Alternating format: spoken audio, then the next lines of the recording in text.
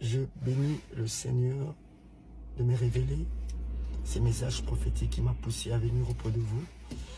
Je vis dans mon esprit la RDC et le Seigneur me montre l'image d'un lion qui était endormi, blessé, et des abeilles étaient tout autour de lui.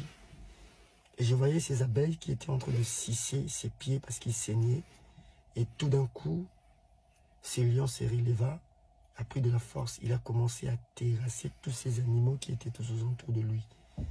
Et en image, je voyais le Rwanda, je voyais des cigales, je voyais des races tout autour de lui. Et ces lions étaient en train de dévorer leur chair. Il imposa son autorité. Je remercie le Seigneur parce que le Congo est levé. Le Congo est debout maintenant. Gloire à Dieu parce qu'il m'a montré clairement comment on va terrasser nos adversaires, le Rwanda, l'Ouganda, et tout celui qui a placé, qui a donné la terreur au Congo. Et je voyais le flèche de l'expéditeur retourner au camp. Je voyais des flèches qui quittaient le Congo pour aller vers ses ennemis. Et le Seigneur m'a montré comme une coupe de victoire. Gloire à Dieu. Deuxième des choses, le Saint-Esprit m'a dit clairement dans mon esprit qu'il n'y aura pas élection. Il n'y aura pas élection. À un moment donné, pendant que le peuple voulait se soulever pour les élections, il y a eu un mouvement bizarre où je vis les anciens dignitaires de régime passé, ils étaient menacés. Je voyais dans mon esprit comme un complot contre le pouvoir en place. C'est parce qu'il n'y a pas des élections.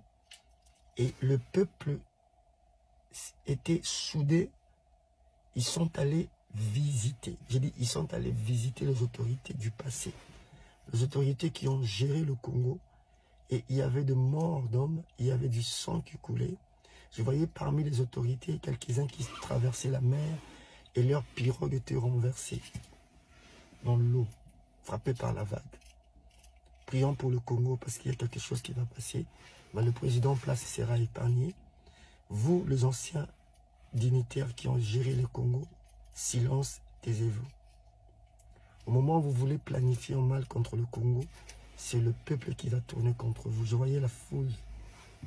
Je voyais la foule de peuple qui partait vers vous, qui toquait vos portes et vos enfants étaient violés. Mais au nom de Jésus-Christ, je prie enfin que ce malheur ne frappe pas. Ici, je ne parle pas comme un fanatique, mais je parle comme un oracle de l'Éternel.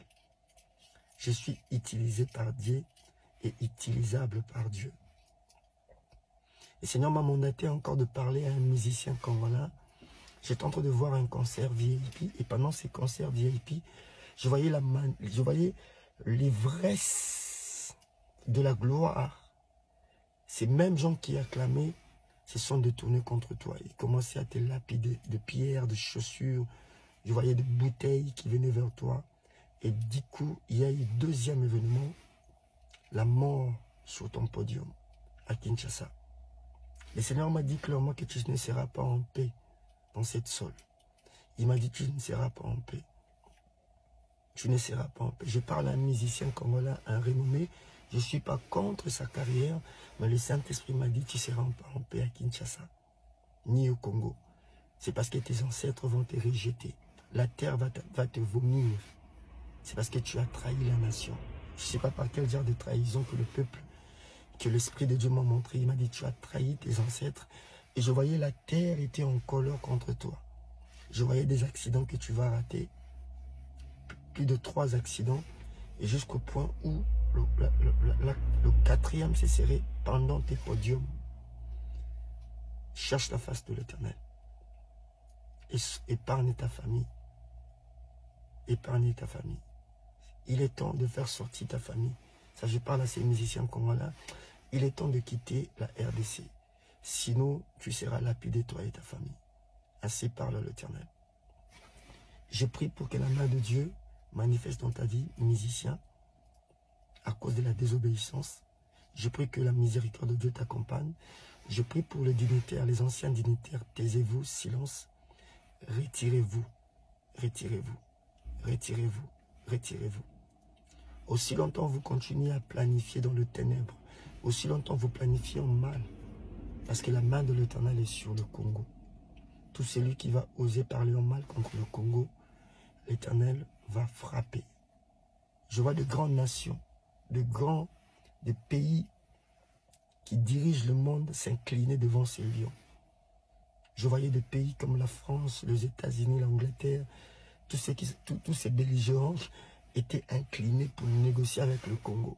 C'est le temps du Congo. Et je prie pour que l'emblème du Congo s'élève au nom de Jésus-Christ.